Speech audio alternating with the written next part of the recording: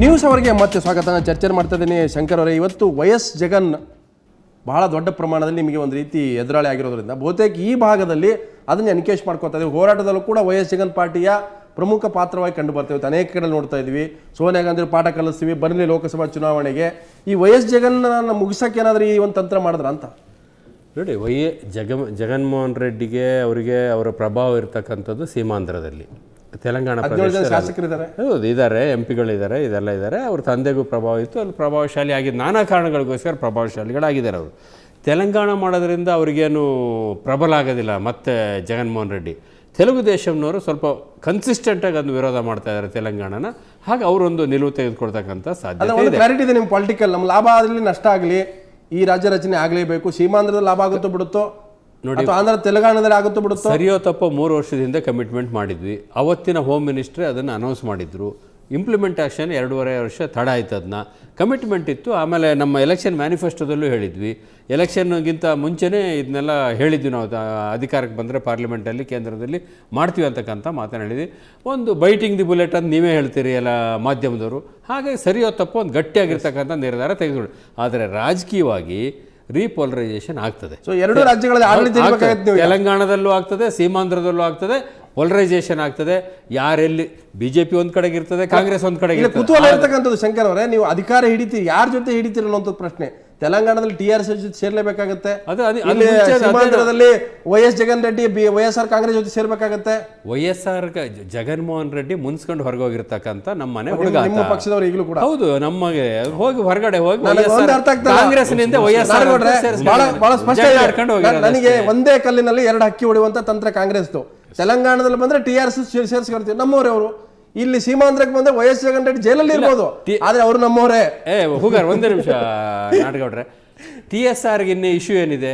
ತೆಲಂಗಾಣ ಆಗ್ಬೇಕಾಗಿತ್ತು, ಆಗಿತ್ತು, ಕೊಟ್ಟಿದ್ದ್ಯಾರು ಕಾಂಗ್ರೆಸ್ಗೆ ಬಿಟ್ರೆ ಅವ್ರಿಗೆ ಅಲೆ ಬೇರೆ ಯಾರಿದೆ ಇಲ್ಲ. ಅಲ್ಲಿ ವ್ಯಕ್ತಿಗತವಾಗಿ ಹೋರಾಟ ಮಾಡ್ಬೋದಲ್ಲ. ನಾನು ಹೋರಾಟ ಮಾಡಿದ್ದೀನಿ, ಮಾಡಬಾರ್ದು ಅಂತಿಲ್ಲ, ಖಂಡಿತವಾಗಿ ಕೂಡ ಮಾಡ್ಬೋದು. ಆದರೆ ಯಾವ ಒಂದು ಸೀಮಿತ ಉದ್ದೇಶ ಇಟ್ಕೊಂಡು ಒಂದು ಸಂಘಟನೆ ರಚನೆ ಆಗಿರ್ತದೆ, ಆ ಉದ್ದೇಶ ಈಡೇರಿದ ನಂತರ ಆ ಭಾವನಾತ್ಮಕವಾಗಿರ್ತಕ್ಕಂಥ ಸಂಬಂಧ ಜನ. ಅದೇ ಪ್ರಶ್ನೆ ಬಂದು ನಾಡಗೌಡ್ರೆ, ನಾನು ಯಾಕೆ ಕೇಳ್ತಾ ಇದ್ದೀನಿ ಅಂದ್ರೆ, ಕಾಂಗ್ರೆಸ್ ಪಕ್ಷ ಒಂದೇ ಕಲ್ಲಲ್ಲಿ 2 ಹಕ್ಕಿ ಹೊಡೆದಿದೆ. ಒಂದು ವೈಎಸ್ ಜಗನ್ ಮುಗಿಸುವಂಥದ್ದು, ಇನ್ನೊಂದು ಕಡೆ TSR. ಈಗ ಇವ್ರು ಹೇಳ್ತಾ ಇದ್ದಾರೆ, ಇಬ್ರು ನಮ್ಮ ಮನೆಯವರೇ, ನಮ್ಮ ಪಕ್ಷದವರೇ, ಸೊ ಇಬ್ರು ಜೊತೆಗೆ ಬರ್ತಾರೆ, ನಾವು ಒಟ್ಟಿಗೆ ಆಗ್ತೀವಿ ಅಂತ. ಒಂದು ಮಾತು ಅವರು ಹೇಳಿದರು, ಭಾವನಾತ್ಮಕ ಸಂಬಂಧ ಕಳೆದು ಹೋಗ್ತದೆ ಅಂತಕ್ಕಂಥದ್ದು. ಅದು ಆಗೋದಿಲ್ಲ. ಆ ಭಾವನಾತ್ಮಕ ಸಂಬಂಧವನ್ನು ಪೊಲಿಟಿಕಲ್ ಆಗಿ ಹೇಗೆ ಉಪಯೋಗಿಸ್ಕೋಬೇಕು ಅನ್ನೋದನ್ನು ಇಂದ ಕಾಂಗ್ರೆಸ್ನವ್ರು ಮಾಡಿದ್ದಾರೆ. ಸ್ವಾತಂತ್ರ್ಯ ಹೋರಾಟಕ್ಕಾಗಿ ಕಟ್ಟಿದ್ರು, ಅದು ಕಾಂಗ್ರೆಸ್ನ ಬಿಡಲಿಲ್ಲ. ಪೊಲಿಟಿಕಲಿ ಅದನ್ನು ಉಪಯೋಗ ಮಾಡ್ಕೊಂಡು, ತಪ್ಪು ಸರಿ ಅಂತಲ್ಲ. ಈಗೂ TSRನವರು ಅದನ್ನು ಉಪಯೋಗ ಮಾಡ್ಕೋಬಾರ್ದು, ಇನ್ನೊಬ್ಬರು ಅದಕ್ಕೆ ಸಪೋರ್ಟ್ ಮಾಡಿರೋರು ಪೊಲಿಟಿಕಲಿ ಅದನ್ನು ಬಳಸ್ಕೋಬಾರ್ದು ಅಂಥೇಳಿ ಯಾವ ನಿಯಮನೂ ಬರೋದಿಲ್ಲ ಅಡ್ಡ. ಈಗ ಅದನ್ನು ಪೊಲಿಟಿಕಲ್ ಬಳಸ್ಕೊಳ್ಳೋಕೆ ಪ್ರಯತ್ನ ಪಡ್ತಾರೆ. ಸಕ್ಸಸ್ ಆಗ್ತಾರೋ ಸಕ್ಸಸ್ ಆಗೋದಿಲ್ಲೋ ಸೆಕೆಂಡ್ರಿ ಥಿಂಗ್. ಈಗ ಆಗಿರೋದ್ರಲ್ಲಿ ಬೆಂಕಿ ಹತ್ತಿದೆ, ಎಲ್ಲರೂ ಕಾಸು ಹೇಳ್ತಾರೆ. ಈಗ ಅದರಲ್ಲಿ ಯಾರಿಗೆ ಲಾಭ ಆಗುತ್ತೆ, ಯಾರಿಗೆ ಹಾನಿ ಆಗುತ್ತೆ ಆಗ್ತದೆ, ಅದು ಮುಂದಿನ ಚುನಾವಣೆಯಲ್ಲಿ ಜನ ನಿರ್ಧಾರ ಮಾಡ್ತಾರೆ. ಬಟ್ ಅದನ್ನು ಪೊಲಿಟಿಸೈಸ್ ಮಾಡ್ಕೊಂಡು ಅದ್ರ ಲಾಭ ತಗೊಳ್ಳೋದಕ್ಕೆ TSRನವರು ಪ್ರಯತ್ನ ಮಾಡ್ತಾರೆ, ಕಾಂಗ್ರೆಸ್ ಎಲ್ಲ ಪೊಲಿಟಿಕಲ್ ವೈರಿಯ ತರ ಬಿಂಬಿಸಿರ್ಬೋದು. ಯಾರು ವೈಎಸ್ ಜಗನ್ ಮತ್ತೆ ಚಂದ್ರಶೇಖರ್ ರಾಜ್ಯನೇ ಮಾಡಿಬಿಟ್ಟಿವಲ್ರಿ, ಅವ್ರು ಡಿಮ್ಯಾಂಡ್ನೇ ಈಡೇರಿಸ್ಬಿಟ್ಟಿವಿ, ನಾವು ಇನ್ನೇನು ಒಂದಾಗ್ತೀವಿ ಅನ್ನೋ ಪ್ರಶ್ನೆ ಬರುತ್ತೆ. ಈಗ ಅದು ಹೇಳಿದ್ರಲ್ಲ, ನಮ್ಮನೆ ಹುಡುಗ ಅಂತೇಳಿ ಸರಿ ಮಾಡ್ಕೊಂಡ್ಬಿಡ್ತಾರೆ, ಅವ್ನು ಎಲ್ಲ ಹಾಕಿರ್ಲಿ. ಮಲ್ಕಪುರ ಈ ಸ್ಟ್ಯಾಂಡಿಗೆ ನಾನು ಒಪ್ಪಲ್ಲ. BL ಶಂಕರ್ಜಿ ಅವ್ರು ಹೇಳಿದ್ರಲ್ಲ, ನಾವು TRSನ ಮಾಡಿದ್ದೀವಿ ಅಂತೇಳಿ, ನಾನು ಒಪ್ಪಲ್ಲ. ನೀವು ಹೇಗೆ ಮಾಡಿದ್ರಿ TRSನ? ಅದು ತೆಲಂಗಾಣ ಪ್ರಾಂತಿಕ ರಾಜ್ಯವನ್ನಾಗಿ. ಒಂದು ರಾಜಕೀಯ ಬೇಡಿಕೆ. Sir, I am coming to ಅದೇ ಹೇಳ್ತಾ ಇದ್ದೀನಿ. Have you got majority in the Lok Sabha? Have you got majority in the Rajya Sabha? ಒಂದು ಆರ್ಟಿಕಲ್ 370 ಅನ್ನು ಮಾಡಬೇಕಾದ್ರೆ 2/3 ಮೆಜಾರಿಟಿ ಇಂದ ರಾಜ್ಯಸಭಾ ಮತ್ತು ಲೋಕಸಭಾದಲ್ಲಿ ಬೇಕು. ಬರ್ತೀನಿ ಹೋಗಾರ ನಾನು. ಇವತ್ತು ತೆಲಂಗಾಣ ರಾಜ್ಯ ಪ್ರತ್ಯೇಕ ಆಗಬೇಕಾದ್ರೆ ನಿಮಗೆ ಲೋಕಸಭೆಯಲ್ಲಿ ರಾಜ್ಯಸಭೆಯಲ್ಲಿ 2/3 ಮೆಜಾರಿಟಿ ಬೇಡ. ವಿತೌಟ್ 2/3 ಮೆಜಾರಿಟಿ ನೀವು ಕಾಂಗ್ರೆಸ್ ಇದನ್ನ ಸಿಂಪಲ್ ಸಾಧ್ಯ ಇಲ್ಲ ಸರ್, ಸಾಧ್ಯ ಇಲ್ಲ. ಆರ್ಟಿಕಲ್ 371 ಮಾಡೋಕ್ಕೋಸ್ಕರ ಕೂಡ 2/3 ಮೆಜಾರಿಟಿ ಬೇಕಾಗಿತ್ತು. ಪಾರ್ಲಿಮೆಂಟ್ ಅಂಡ್ ಲೋಕಸಭಾ ಇವತ್ತು ಆರ್ಟಿಕಲ್ 371 ರಾಜ್ಯದಲ್ಲಿ ಮಾಡಿದೆ ಅಂದ್ರೆ ಇನಾನಿಮಸ್ ರೆಸಲ್ಯೂಷನ್ ದಟ್ 2 ಟೈಮ್ಸ್ ಮಾಡಿದ್ದು. ಇವತ್ತು ಈ ಪ್ರತ್ಯೇಕ ರಾಜ್ಯ ತೆಲಂಗಾಣ ಆಗಬೇಕಾದ್ರೂ ಕೂಡ ಅದಕ್ಕೆ ಲೋಕಸಭೆಯಲ್ಲಿ ಮತ್ತೆ ರಾಜ್ಯಸಭೆಯಲ್ಲಿ ಮೆಜಾರಿಟಿ ಬೇಕು. ನಮ್ಮ ಭಾರತೀಯ ಜನತಾ ಪಕ್ಷದ ಬೆಂಬಲ ಮತ್ತು ಇತರೆ ರಾಜಕೀಯ ಪಕ್ಷದ ಬೆಂಬಲ ಅದನ್ನ ಮಾಡ್ಲಿಕ್ಕೆ ಆಗಲ್ಲ. ಹಾಗಾಗಿ ಆ ಜನರ it is a movement in Telangana, ಅದನ್ನ ಮಾಡ್ರಿ. But you don't engage it politically. ನೀವು ಪೊಲಿಟಿಕಲಿ ಇದನ್ನ ಎನ್ಕೇಜ್ ಮಾಡಬಹುದು, ಜನ ನಿಮ್ಮನ್ನು ಬಿಡಲ್ಲ. ಈಗ NKS ಇಲ್ಲ, ಒಂದು ಕರೆಕ್ಷನ್ಸು ಮಲ್ಕಾಪುರ ಅವರು ಹೇಳಿದ್ದು 371ಗೆ ಸಂಬಂಧಪಟ್ಟ ಹಾಗೆ ಕಾನ್ಸ್ಟಿಟ್ಯೂಷನ್ ಅಮೆಂಡ್ಮೆಂಟ್ ಆಗಬೇಕಾಗಿತ್ತು, 2/3 ಮೆಜಾರಿಟಿ ಬೇಕಿತ್ತು. ಆದರೆ ರಾಜ್ಯ ರಚನೆಗೆ ಬೇಕಾಗಿರ್ತಕ್ಕಂಥದ್ದು ಎರಡೂ ಹೌಸ್ನ ಸಿಂಪಲ್ ರೆಸೊಲ್ಯೂಷನ್ನು, ಕಾನ್ಸ್ಟಿಟ್ಯೂಷನ್ ಅಮೆಂಡ್ಮೆಂಟ್ ಬೇಕಾಗಿಲ್ಲ, ಸಿಂಪಲ್ ರೆಸೊಲ್ಯೂಷನ್ ಮುಖಾಂತರ. ಆದರೆ BJPಯವರು ಬಹಿರಂಗವಾಗಿ ಡಿಕ್ಲೇರ್ ಮಾಡಿದ್ದಾರೆ, ಆದಷ್ಟು ಬೇಗ ಪಾರ್ಲಿಮೆಂಟಿನ ಎಕ್ಸೆಷನ್ಗೆ ತನ್ನಿ ಅಂತಲೇ ಅದ್ವಾನಿ ಅವರು ಒಂದು ಸ್ಟೇಟ್ಮೆಂಟ್ ಕೊಟ್ಟಿದ್ದಾರೆ. ಹಾಗಾಗಿ ಸುಷ್ಮಾ ಹೇಳಿದಾರೆ, ನಮ್ಮ ಪ್ರಧಾನಮಂತ್ರಿ ಕರೆ ಮಾಡಿದ್ರು, ನಮ್ಮ ಬೆಂಬಲಕ್ಕೆ ಬೇಕು ಅಂತ ಕೇಳಿದ್ದಾರೆ. UP ಅವ್ರನ್ನ ಕಾನ್ಫಿಡೆನ್ಸಿ ತಗೊಂಡಿದ್ದಾರೆ, ಭಾಳಷ್ಟು ಹೋಮ್ವರ್ಕ್ ಮಾಡಿದ್ದಾರೆ ಈ ವಿಚಾರದಲ್ಲಿ. ಪಾರ್ಲಿಮೆಂಟ್ನಲ್ಲಿ ಏನು ಸಮಸ್ಯೆ ಇದು ಆಗೋದಿಲ್ಲ.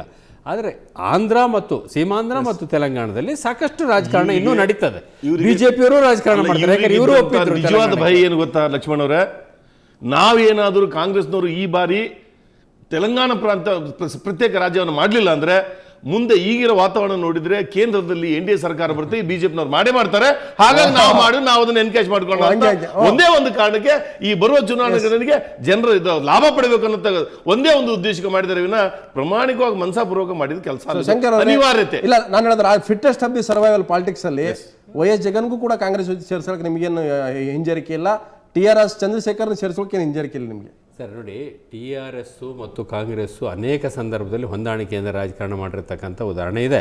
ಆದರೆ ಇತ್ತೀಚೆಗೆ ಇದು ಕೊಡೋದು ಲೇಟ್ ಆಯಿತು ತೆಲಂಗಾಣ ಅನ್ನೋಕ್ಕೆ ಮುನ್ಸ್ಕೊಂಡು ಅವ್ರು ಹೋರಾಟಗಳನ್ನ ಎಲ್ಲ ಮಾಡ್ತಾ ಇದ್ದಾರೆ.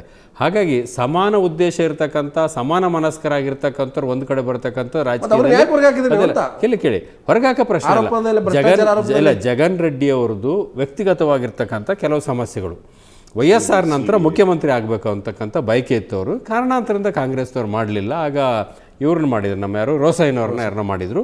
ಹಾಗಾಗಿ ಅನೇಕ ಅದು ಎಲ್ಲೆಲ್ಲಿಗೂ ಬೆಳವಣಿಗೆ ಹೋಯಿತು. ಹಾಗಾದ್ರೆ ನನ್ನ ಪ್ರಶ್ನೆಗೆ ನೀವು ಉತ್ತರ ಕೊಡಲೇಬೇಕಾಗತ್ತೆ.